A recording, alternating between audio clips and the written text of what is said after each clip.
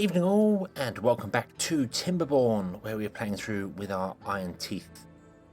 So, we've got our first drought coming up, and we need to deal with that. But we also need to deal with the fact that we don't have enough beavers as well. We've got 10, and we've got one dying of old age, and more is going to happen. So, we kind of need to get that sorted. I'm not sure whether we should wait for the drought to be over, or whether we should... Because their breeding is different. It requires water and berries. I'm a little concerned we're going to... No. I was holding off on this because I've just realised. I was holding off because I was worried we were going to use up all our water. You need approximately 2 water per beavers per day for them to drink. So we have 10 beavers, which means we need 20 water a day. So we've got 75. So that's 2.5 days. But because we've dammed off the river, we actually have all this water in here as well to use. So let's do that. Let's just do that.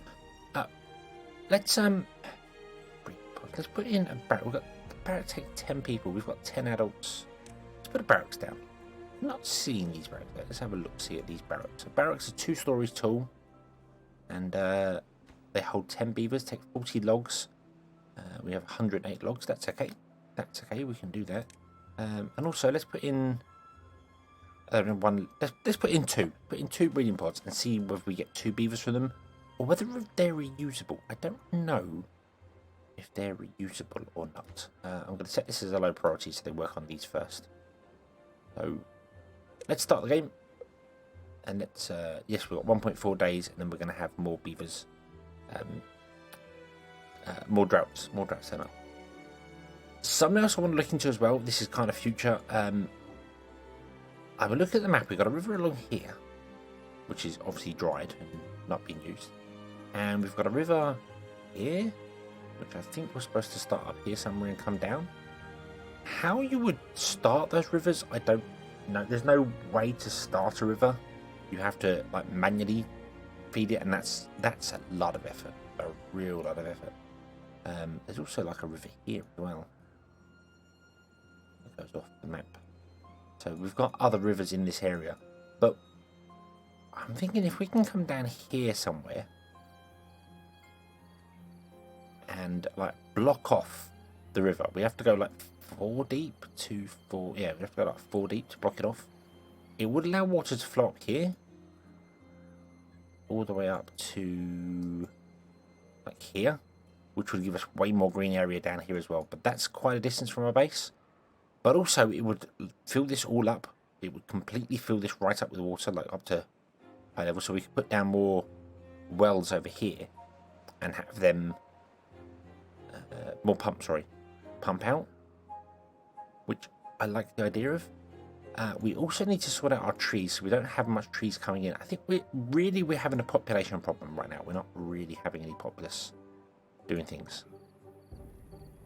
Okay, so we have the rest. So we've got 2 and 2, and it requires 5 in total. So you'll have to feed some more to it as time goes on,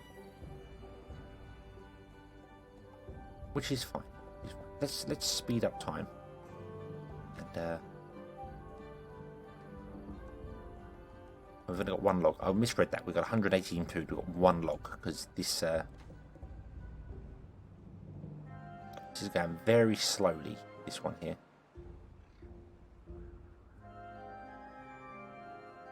Okay, there we go. We've got a second breeding pod doing its thing. Awesome. It does use up berries, which is an interesting thing because we don't have a decent source of berries. I mean, we can get a better source of berries because you can plant them. It is possible to plant berries, so that's a thing that's doable.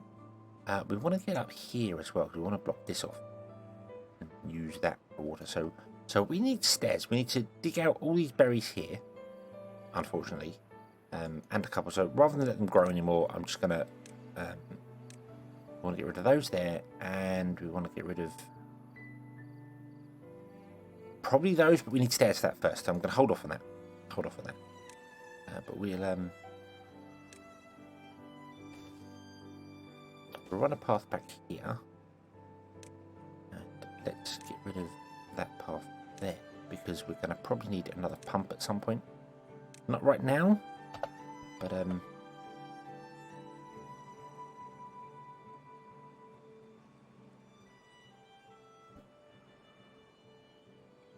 I put one there, I can't get one in there. And I can't put one there because of the path. Put one there and then one there. I think we'll do that. One there, and then we've got some gaps on the edges for if we need to bridge across.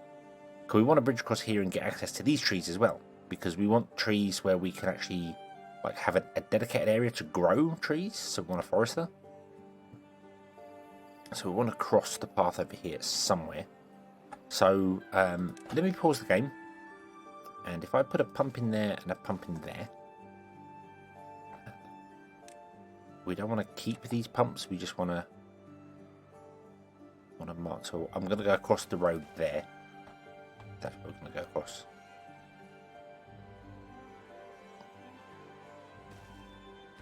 So we'll get rid of those two pumps. Okay, that's where we'll go across. And what we might do is I might put a forester in over here. And like have a dedicated forest area like back here somewhere. And then change all this area here to berries, so that we can have a constant supply of berries as well, because we're going to need the constant supply of berries.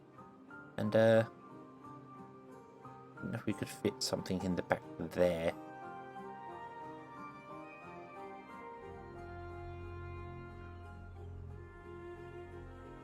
Thinking of stairs going up, going to be difficult.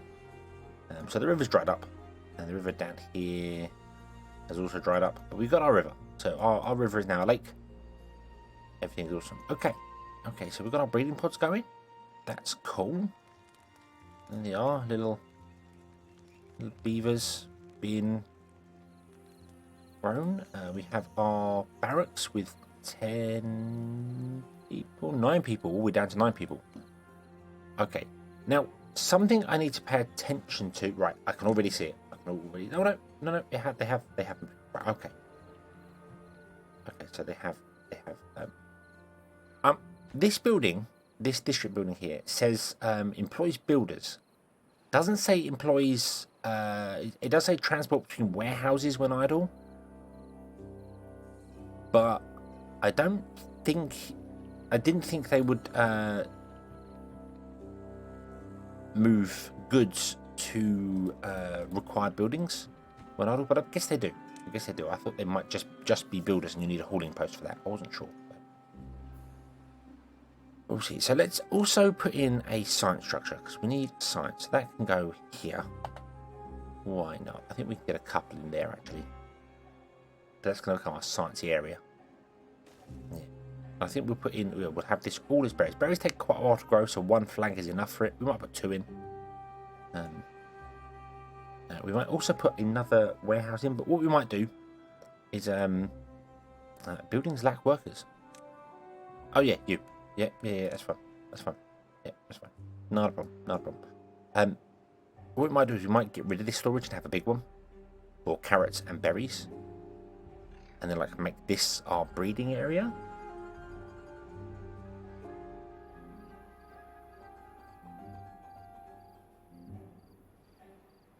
Yeah, I think that's probably the plan that I want to go down.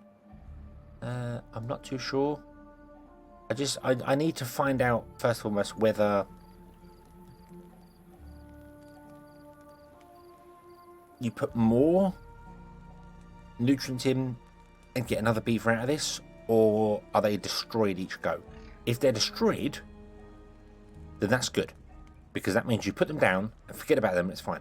If not, then you need to keep an eye on them, because every time you breed a beaver, obsessed with badgers, every time you breed a beaver, it will start breeding another one, and another one, and another one, and you'll get a population explosion, which you probably don't want, although you can pause them and turn them off. You just got to remember to do it. So we'll see how it goes. I'm wondering if you just need to do something to them to redo it, or if they just carry on breeding. Either way works. I think I would prefer it if they just did once and stopped. Kind of like houses. Houses breed up until there's no space left and they stop. Oh, okay. So we got a new beaver. I didn't see him come out, and they start breeding again straight away. So this one's now going to hit the 5, the cap, and we're going to get to 11. Is that correct?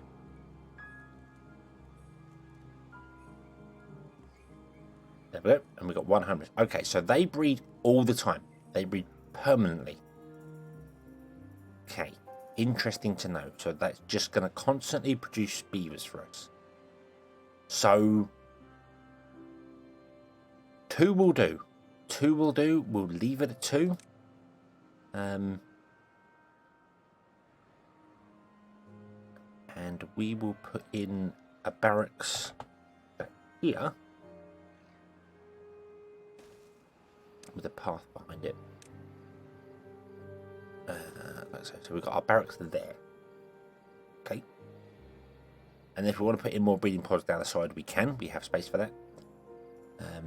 Okay, so the water is flowing again. Yes, yep. I don't know if you heard that pop. I don't know what the hell that was. I think it was a bottle. Yeah. So the water is flowing again. So that's awesome. That's awesome. We have a building that lacks workers because we need the kids to grow up. But that's okay. That's okay. That means that you just have to keep an eye on them and pause them as and when required to keep your population under control.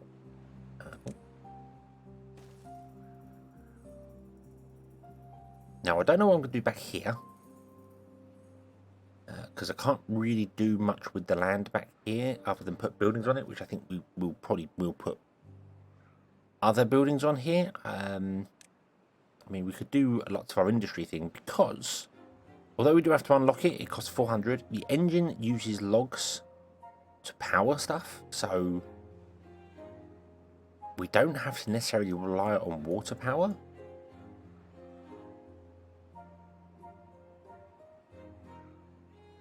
Which is cool. So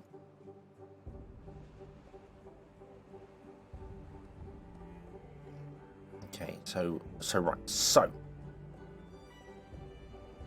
again, future planning. What do? We get our science going. Once we've got our science going, the first thing we're going to unlock is platform.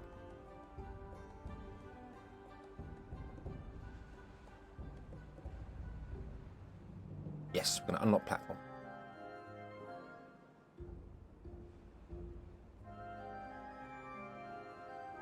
So that we can get over here.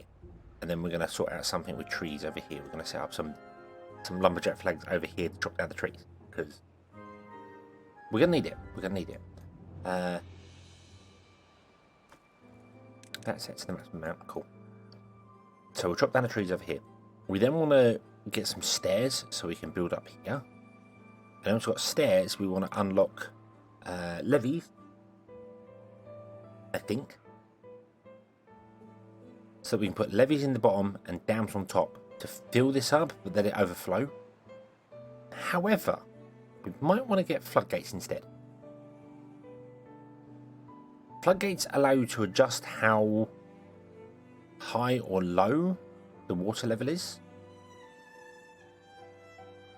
So I'm thinking if we get double floodgates in here and we put them back a bit, we'll put double floodgates in here, one back from there, and then put a dam this side. The water can fill up and then flow around the dam so it won't overflow and ruin us and, you know, overflow here and wreck everything. It will still overflow around the corner and down there. We can then store water in here and then just open the floodgates if this dries up. So we have space in the future for it. I feel like that's a good idea. We could also change these as well to have like 2 levees and 1 dam in the center, so this fills up even further. Our river fills up even further than it currently is.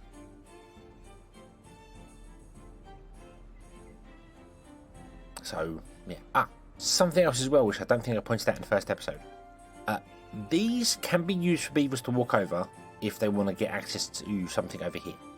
However, if we click our town centre, you'll see the actual path stops here and doesn't go over.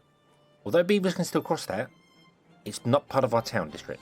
What you have to do is you have to actually put paths on top, and you get these little railings, and the railings mean it's part of our district. It's a little thing that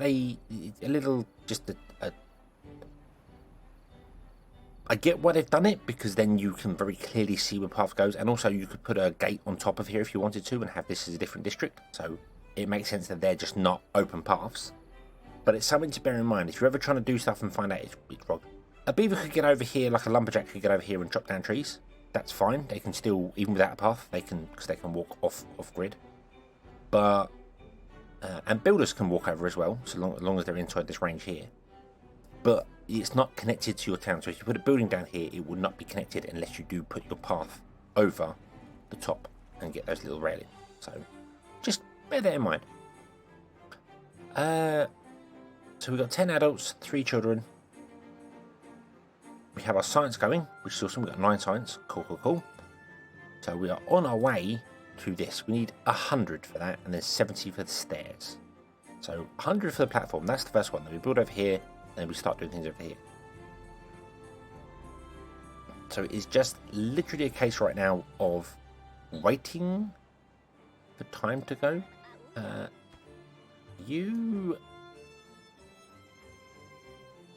I think what I'm going to do is I'm going to move you. You can probably access this up here as well, can't you? Yeah. If I turn off all of that, you're going to go, hey, there's nowhere to drop trees down. Hey, man, what you doing to me?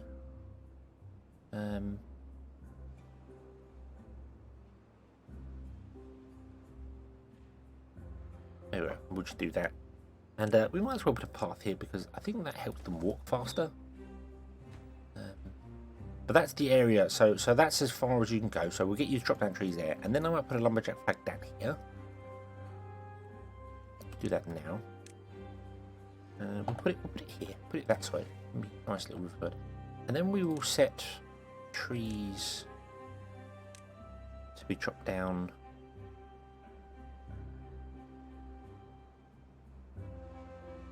In that area and that area. So chop down all the trees there. Nothing to do in range. Well, there you go. Now you have something to do in range. There you go. Awesome. Okay.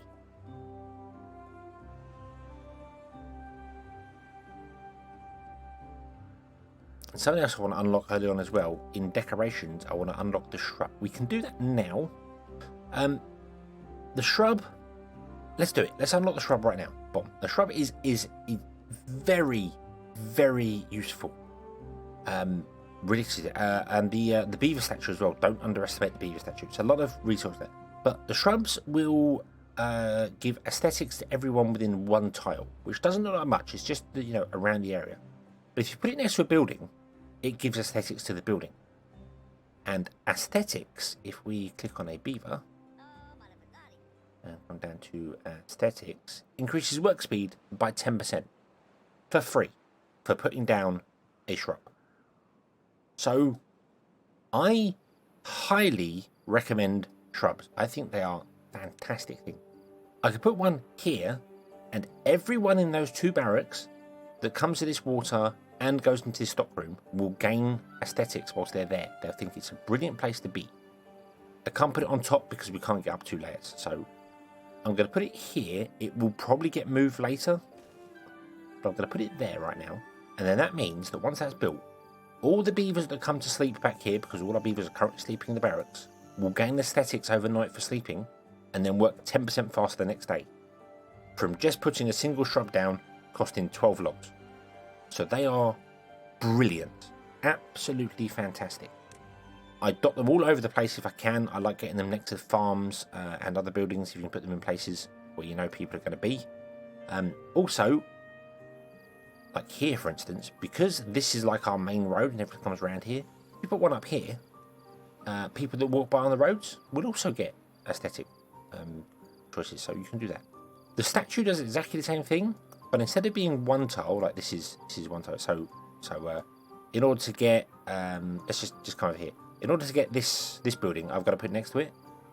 With this statue, you can come out to there, 2 tiles away, and it will get that building. And every other building in it, and around it as well. So, don't underestimate the aesthetics. They're a nice little, just, 10% movement worker speed. May not seem like a lot, but that means he can pump water 10% faster. So if he can do 15 water in a day, he can actually do 10% on top of 15. I don't know what it is, but maths fails me. Well, 1 is 10, so he can actually do 16.5 in a day, which may not seem like a lot, but when your beavers are thirsty and dying, the extra 1 is that extra 10% is awesome. Now we had another one die of old age, which means no one's working in here, and I don't want that. So I'm going to turn that off, which forces all 4 beavers to go out and find jobs elsewhere, and then turn it back on again, and then 3 come back because 1 went over there. That's the only way to allocate jobs, is to literally turn down the workers in the building or turn off the building. I find is the best way to do it. So you can prioritize which buildings go where. Like you could go, well, science is not as important as I think. Let's pause that, come over here. If you do go into a spiral where you're having beavers dying and dying and dying because there's no water, you will probably have to turn off every building apart from your water pump to make sure that the last beaver alive stays in the water pump. So, yeah. It would be nice to have a toggle somewhere of just turn buildings on or off, or something like that, be able to just go, boom. Then you can pause the game and go around a building. It's just awkward when there are so many buildings. What would be nice is a priority system. So that's something that you can, if you're playing Timberborn, when you exit the game, it asks you to go and share feedback, so you can go and do that. I did suggest, actually back in the beta, so I probably should go and check it again. A priority system for jobs where you go, like with buildings, you set priority. So you just go, hey, this building has high priority for jobs. So if it's empty, then a guy over here will go, well, this is a medium building. I should probably quit my job here and go and work there because it pays better. I don't know how you do it, whatever, but that sort of thing. Okay, so we're up to 13 beavers now. 10 beavers there.